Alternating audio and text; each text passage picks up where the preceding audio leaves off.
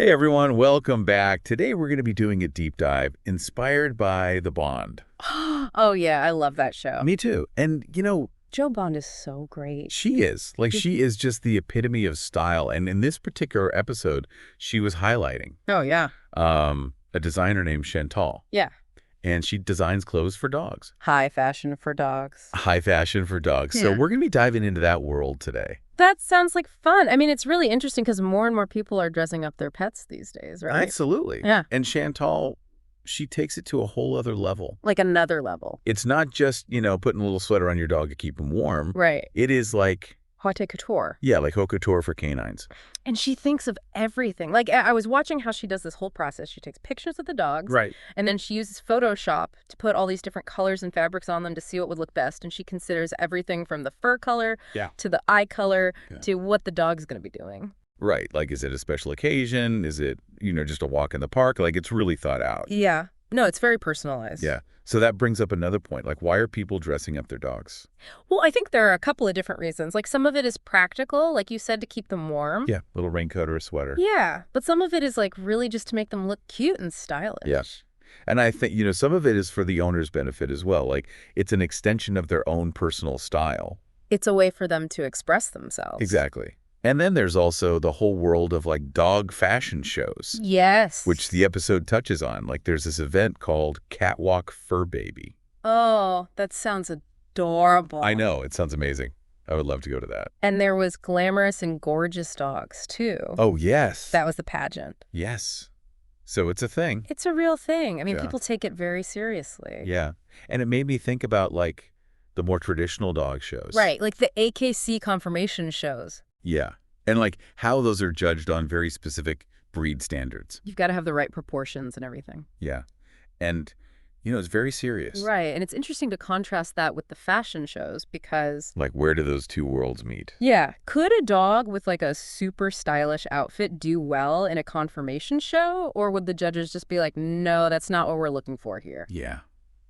It's a good question. It is. It makes you think. It does. And you know what else makes me think? Speaking of, like, fashion and dogs, What? we were talking earlier about those awesome socks from xpfe. Oh, yeah, the dog socks? Yeah, they're so cute. And I think they would be the perfect accessory for any dog lover out there. They would. Tell me more about them. I haven't seen them yet. So they're ribbed tube socks. They're like that kind of classic, look. They would look great with dress shoes and everything. Oh, okay. And they have a cushioned bottom, so they're really comfortable. All right. I like that. But here's the best part. They have dog-themed, but on the soles of the feet. It's like a secret little... Like a surprise. A surprise. I love that. Yeah, so if you happen to, glance down or you kick your feet up, Right. it's like a little hidden message. What sizes do they come in? So they come in sizes for men and women. Nice. Men's is 7 to 9.5, and then women's is 8 to 11. Cool. Yeah, I'll have to check those out. We'll put a link in the episode description so you can check them out. Sweet. But yeah, so I think those would be perfect for any dog lover. Absolutely. And it's interesting because even though we're talking about fashion, Yeah. I think it really does come down to this. It's about the bond that we have with our dogs. Yeah, it's more than just the clothes. Exactly. Like, why are we doing this? It's because we love our dogs so much and we want to celebrate them and, express that bond. That connection. Yeah. So it's something we'll continue to explore as we go further. Yes, So definitely. stay tuned. Before the break, we were saying that it's really more than just about looks or practical needs. Right. There's a deeper connection. It's deeper, like, why are we doing this? Why do we feel this need to dress up our dogs? Right. Is it us? Are we projecting our human stuff onto them? Well, some people say it's anthropomorphism, where we're, like, giving them human qualities and desires that they may not actually have. Yeah. It's kind of a debate, right? It is. Like, when you see those dogs with the super elaborate costumes, Yeah. is that really for the dog or is that for the owner? Yeah. I don't know if my dog would be very happy wearing a full-on, like, princess outfit or something. But then again, if you get them a sweater and they associate that with warmth and cuddles, Right. it could be a good thing. Exactly. They might actually enjoy it. And they might even get excited when they see it. Oh, for sure. Like, oh, we're going for a walk. I get to wear my sweater. Exactly. But speaking of pushing boundaries, have you seen those dog pageants? Oh, yeah. Those are something else. Like the episode mentioned glamorous and gorgeous dogs. Right. Like, come on. That's a whole other level. I mean, where do we draw the line? Would they have them do a swimsuit competition? I don't know. I can't even imagine. Like those little dogs with their tiny swimsuits. It's funny to think about. It is funny. Eh. But it's also like, are we taking this too far? Yeah, I mean, the article did mention that there's some debate about whether these types of events are, crossing a line in terms of anthropomorphism. Right. Like, are we putting our own ideas of beauty onto them? Exactly. Are we making them into little humans instead of appreciating them for who they are as dogs? Yeah, that's a good point. But then again, if the dog is comfortable and they're having fun, is it really that bad? It's a tough one. I think it really depends on the individual dog and the situation. Yeah. And I think Shantell, the designer we were talking about, she seemed to be very aware of the dog's comfort. Oh, and, making sure that the designs were not only stylish, but also functional for the dogs. Right. She talked about how some clients even request pajamas for their dogs. How cute is that? It's so cute, like they're part of the family. I know. They get their own little pajamas. Why not? Yeah. And, speaking of interesting things, Yeah. I thought that whole discussion about color analysis for dogs was fascinating. Oh my gosh, yes. Like, do dogs have color seasons? Right. Could you get like a color analysis done for your dog? That would be amazing. I know. Like what would look best on them based on their fur and their eye color? Can you imagine? Like a whole new line of dog clothes based on color seasons. Oh my gosh. We could revolutionize the industry. We could. Canine color makeovers. Yes. I love it. But even if we don't go that far, it shows how much we're thinking about our dogs as individuals. Right. And, really appreciating their unique beauty. Exactly. Yeah. But I think we should switch gears a little bit because we've been focusing a lot on fashion. Yeah. But the episode also touched on something else that I thought was really interesting. What was that? The connection between dog fashion and responsible pet ownership. Oh, interesting. Like if someone is willing to dress up their dog and take them to events, they're probably also taking good care of them in other ways. Yeah, you would think so. Like they're probably making sure they have good food and vet care and all of that. It's like a sign of their commitment. Right. Like they're not just doing this for superficial reasons. They really care about their dog. Exactly. And, even though the dog fashion shows might seem a little over the top, it does show that there are all these different ways to celebrate our bond with our pets. Right. And, it doesn't have to be a fashion show. No, not at all. It could be training classes or agility or just, spending quality time with them. Exactly. Going for walks, playing fetch. It's about finding those moments of connection and joy. Yeah. And you know what?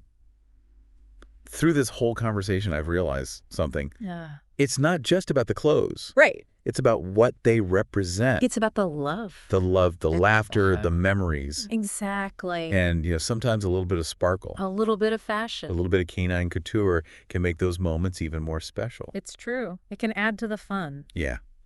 And that brings us to another really interesting point that the episode touched on. Okay, tell me more.